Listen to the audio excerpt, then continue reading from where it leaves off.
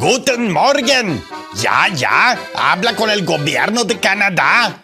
¿Cómo que cuando daremos los nombres de los criminales de guerra nazis que se refugiaron en nuestro país? Pero si eso fue hace mucho tiempo y además casi no dejó marca en la sociedad y la política canadiense. Y mucho Achtung, porque una revelación así la aprovecharía la propaganda rusa. ¿Cómo que solo damos excusas? Más respeto, usted está hablando con el Führer de Ottawa. Scheiße, ahora te acusan de cómplice del nazismo solo por ocultar nazis.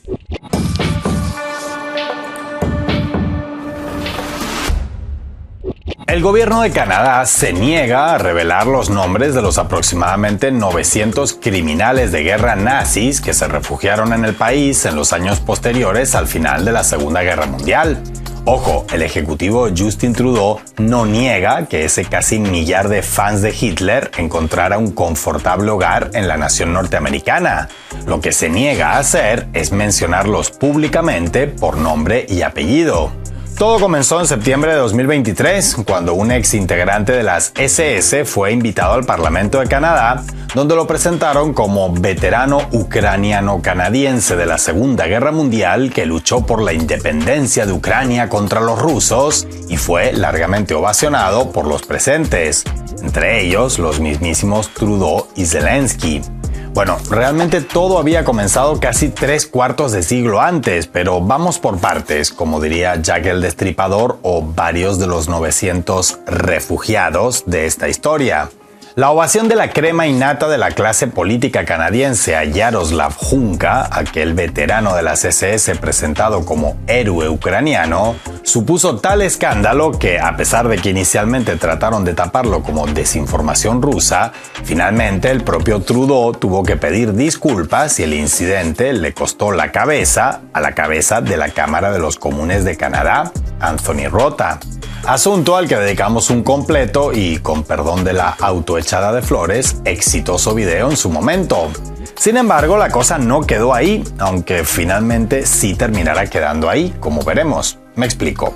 Ante el vergonzoso episodio del Parlamento, el propio primer ministro Trudeau prometió que se revisaría el informe de la llamada Comisión Deschênes, una investigación iniciada en la década de 1980 para averiguar si en Canadá se habían refugiado criminales de guerra nazis con la bendición de las autoridades migratorias nacionales.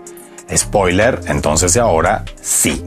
La llamada Comisión Deschênes se creó en 1985 en buena medida por los rumores de que Josef Mengele, el infame médico nazi de Auschwitz, había pasado fugazmente o ni tan fugazmente por Canadá a principios de la década de 1960 y que el suyo no era el único caso, sino uno de cientos o hasta miles. Aunque lo primero se descartó, lo segundo se confirmó cuando la investigación fue publicada en 1986.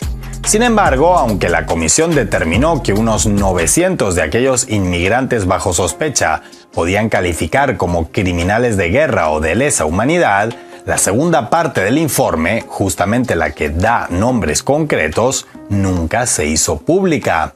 De ese casi millar de sospechosos, unos 2/3 pertenecían a nacionalistas ucranianos subordinados a las SS.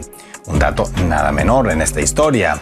A pesar de no desglosarse los nombres, el estudio dio pie a que por fin se comenzara a hablar en público de un tema hasta entonces tabú en la sociedad canadiense. En los albores de la Guerra Fría, el país había acogido a miles de nazis, entre ellos centenares de criminales de guerra, que posteriormente serían considerados intachables miembros de la comunidad, aunque con más de un esqueleto escondido en el armario, en demasiadas ocasiones textualmente.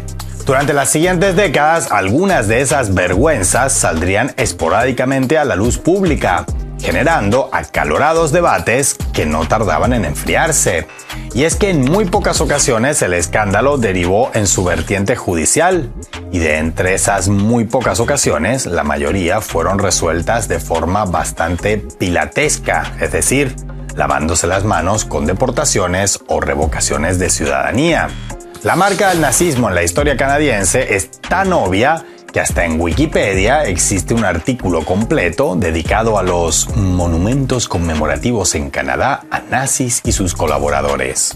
Durante años, las excusas para no actuar decididamente ante los casos revelados por el informe fueron variadas, desde que había pasado mucho tiempo y muchos crímenes no podían demostrarse ya, hasta que supondría una vergüenza innecesaria para Canadá.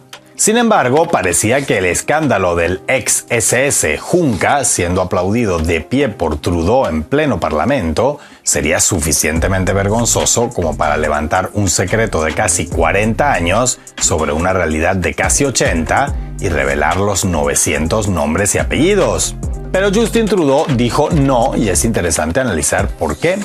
Primero, porque según sus propias palabras, revelar esos nombres ayudaría a la narrativa de Moscú relativa a los vínculos pasados y presentes del nacionalismo ucraniano con el nazismo.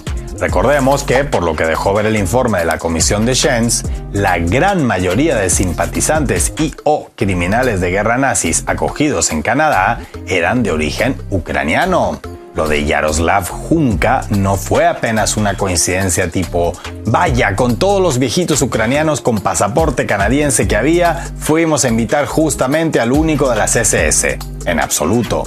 De haber estado vivo, seguramente el invitado en el Parlamento canadiense, en lugar de Junka, habría sido Peter Savarin, rector de la Universidad de Alberta en la década de 1980, quien llegó a ser vicepresidente de uno de los mayores partidos canadienses, el conservador progresista, presidente del Congreso Mundial de Ucranianos, receptor de una de las dos distinciones más prestigiosas otorgadas por el Estado, la Orden de Canadá, y, como no, también exmiembro de la rama ucraniana de las SS. Es decir, Trudeau quiere evitar que el Kremlin acceda a los nombres y apellidos de unos nacionalistas ucranianos aliados de los nazis que el propio Estado canadiense designa como nacionalistas ucranianos aliados de los nazis, que es un poco como negarse a abrir una maleta llena de cocaína en una aduana, aduciendo que de hacerlo podría ser acusado de narcotráfico. Por eso, no es difícil deducir que el celo del primer ministro canadiense a la hora de levantar el veto a la publicación íntegra del informe no es por pura solidaridad con su gran amigo Zelensky, sino, sobre todo, por solidaridad consigo mismo. Porque como vimos en el caso del rector, político y orgulloso laureado con la Orden de Canadá, Peter Savarin, varios de los SS llegados al país tras la Segunda Guerra Mundial no se dedicaron apenas a los arreglos florales o a regentar una ferretería, sino que ocuparon cargos de gran relevancia a nivel político, económico y mediático. Así, la actitud de Trudeau se explica en buena parte no en un férreo compromiso con la causa ucraniana, sino en su temor a que, al destapar por completo la olla de la cálida acogida de nazis en Canadá, el hedor que saldrá también impregne a su gobierno y sus apoyos en las finanzas y los medios. Sobre todo cuando ya desde hace tiempo ese aroma surge intensamente desde el despacho de su propia viceprimera ministra, Chrystia Freeland, nieta de un colaboracionista ucraniano que se dedicaba a editar panfletos nazis en la Varsovia ocupada por las tropas de Hitler. Así, aunque Trudeau crea que admitiendo el pecado pero ocultando al pecador evita males mayores, lo único que está haciendo es convertir lo que era un secreto a voces en una certeza a gritos.